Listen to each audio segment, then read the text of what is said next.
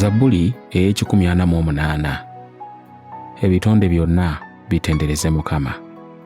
Mumutendereze Mukama, mumutendereze Mukama nga musinziira mu ggulu. Mumutendereze mu bifo ebya waggulu. Mumutendereze mu bamalayika be bonna. Mumutendereze mu eggye lye lyonna.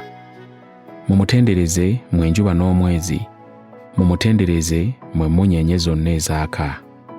Mumutendereze mu eggulu eriri waggulu ennyo, nammwe amazzi agali waggulu w'eggulu. Bitendereze erinnya lya Mukama, kubanga yalagira ne bitondebwa. Era yabinyweza okutuusa emirembe n'emirembe, yateeka etteeka eritalidiba. Mutendereze Mukama mmwe abali mu nsi, mmwe balukwata n'ebifo byonna eby'obuziba, omuliro n'omuzira, serugi n'omukka, omuyaga ogutuukiriza ekigambo kye, ensozi n'obusozi bwonna, emiti egibala n'emivule gyonna, ensolo n'ente zonna, ebyewalula n'ennyonyi ezibuuka, bakabaka b'ensi n'amawanga gonna, abalangira n'abalamuzi bonna ab'ensi, abavubuka n'abawala, abakadde n'abato.